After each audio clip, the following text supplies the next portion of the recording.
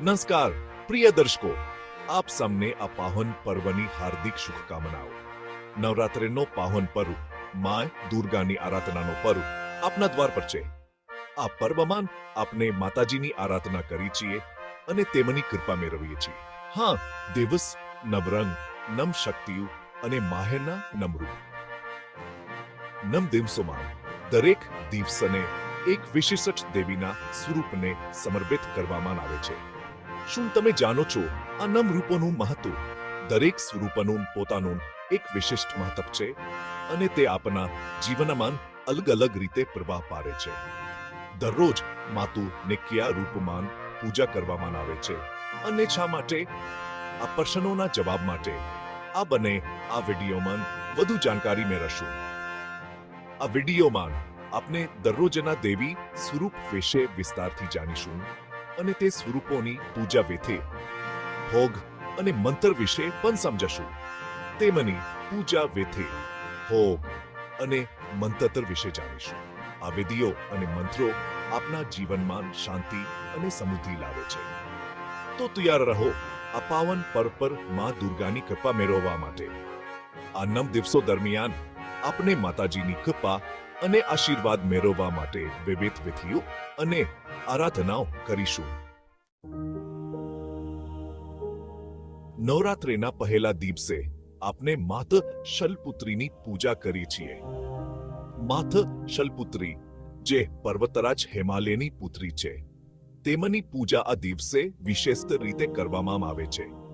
પર્વતરાજ હિમાલયની પુત્રી હોવાને કારણે તેમને શૈલપુત્રી કહેવામાં આવે છે.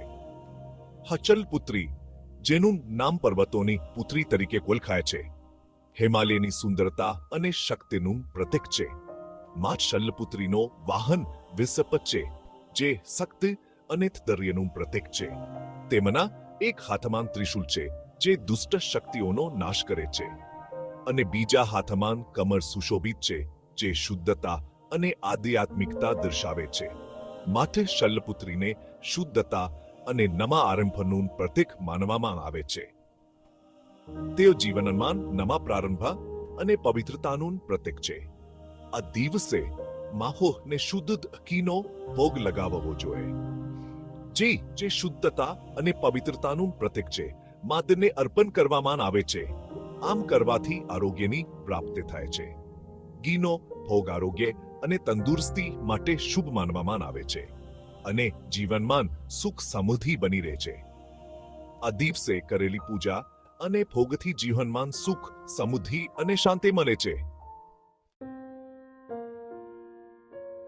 નવરાત્રિના બીજા દિવસે માં બ્રહ્મચારિણીની પૂજાનું વિધાન છે. બ્રહ્મચારિણીનો અર્થ છે તસ્યામાં લીન રહેનારી. માત બ્રહ્મચારિણીએ ભગવાન શિવને પતિ રૂપમાં મેળવવા માટે કઠોર તપસ્યા કરી હતી. માત બ્રહ્મચારિણીના એક હાથમાં રુદ્રાક્ષની માળા અને બીજા હાથમાં કમંડળ હોય છે. માં નું રૂપતા, ત્યાગ અને જનાનું પ્રતીક છે. માં બ્રહ્મચારિણીને સાકરનો ભોગ લગાવવો જોઈએ. આમ કરવાથી વાણીમાં મીઠાશ આવે છે અને મન શાંત રહે છે.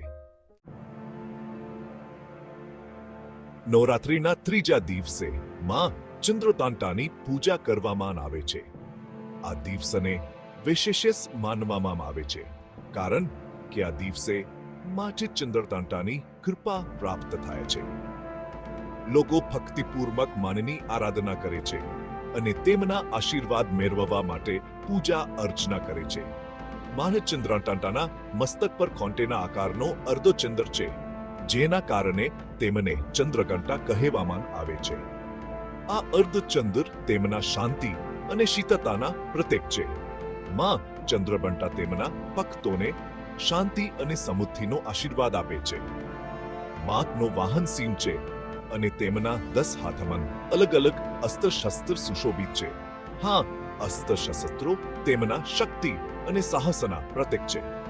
માં ચંદ્રઘંટા તેમના ભક્તોને બધી મુશ્કેલીઓથી બચાવે છે અને તેમને શક્તિ આપે છે. માં ચંદ્રઘંટાને શક્તિ, સાહસ અને વીરતાનું પ્રતીક માનવામાં આવે છે. ભક્તો માતાજીની પૂજા કરીને તેમના જીવનમાં શક્તિ અને સાહસ મેળવવા માટે માની આરાધના કરે છે.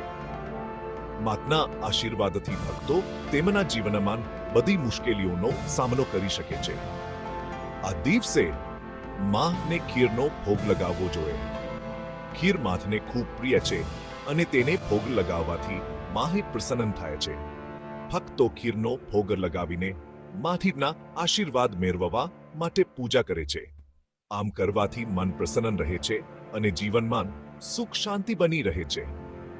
માથીના આશીર્વાદથી ભક્તો તેમના જીવનમાં શાંતિ અને સમૃદ્ધિનો અનુભવ કરે છે. માં ચંદ્રઘંટાની પૂજા કરીને ભક્તો તેમના જીવનમાં સુખ અને શાંતિ મેળવવા માટે માની કૃપા પ્રાપ્ત કરે છે. નવરાત્રિના ચોથા દિવસે માતા કુષ્માંડાની પૂજા કરવામાં આવે છે. કહેવાય છે કે માતા કુષ્માંડાએ જ બ્રહ્માંડની રચના કરી હતી. કુષ્માંડા શબ્દ કુષ્મા પરથી બન્યો છે, જેનો અર્થ છે ગરમાહટ કે પરજા. આ દિવસે માથી ને માલપુઆનો ભોગ લગાવવો જોઈએ. આમ કરવાથી બુદ્ધિ તેજ હોય છે અને મનમાં સકારાત્મકતાનો સંચાર થાય છે. નવરાત્રિના પાંચમા દિવસે માતા સ્કંદ માતાની પૂજા કરવામાં આવે છે. સ્કંદ એટલે કે કાર્તિકેયની માતા હોવાને કારણે તેમને સ્કંદ માતા કહેવામાં આવે છે. માથી નો વાહન સિંહ છે અને તેમના 4 હાથ છે. આ દિવસે માતાને કેરાનો ભોગ લગાવવો જોઈએ. આમ કરવાથી બાળકોનું સ્વાસ્થ્ય સારું રહે છે અને માતાની કૃપા તેમના પર બની રહે છે. નવરાત્રિના ચતુર્થ દિવસે માત કાત્યાયનીની પૂજા કરવામાં આવે છે. ઓનસે કાત્યાયનની પુત્રી હોવાને કારણે તેમને કાત્યાયની કહેવામાં આવે છે. માતરનો વાહન સિંહ છે અને તેમના 4 હાથ છે. આ દિવસે માછી ને મહનો ભોગ લગાવવો જોઈએ.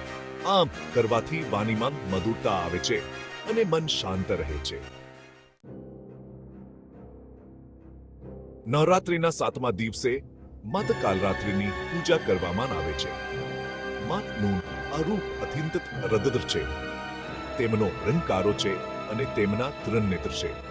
માતનો વાહન ગધેડો છે અને તેમના 4 હાથ છે.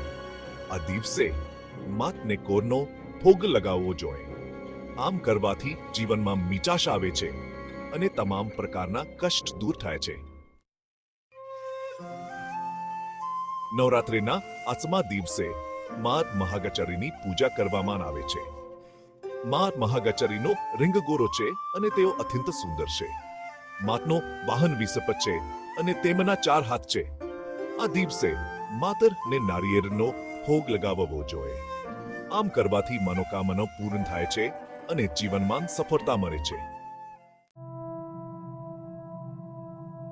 નવરાત્રિના 9મા અને અંતિમ દિવસે માત સિદ્ધિદાત્રીની પૂજા કરવામાં આવે છે.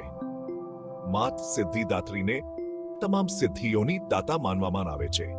માતનો વાહન કમળ છે અને તેમના 4 હાથ છે. આ દિવસે માને તલનો ભોગ લગાવવો જોઈએ. આમ કરવાથી તમામ પ્રકારના પાપોમાંથી મુક્તિ મળે છે અને જીવનમાં સુખ સમૃદ્ધિનો વાસ હોય છે. તો આ હતા માપુર દુર્ગાના 9 રૂપ જેમની પૂજા આપણે નવરાત્રિના 9 દિવસોમાં કરી છીએ. દરેક રૂપ પોતાનામાં જ વિશેષ છે અને અલગ અલગ પ્રકારના આશીર્વાદ આપે છે.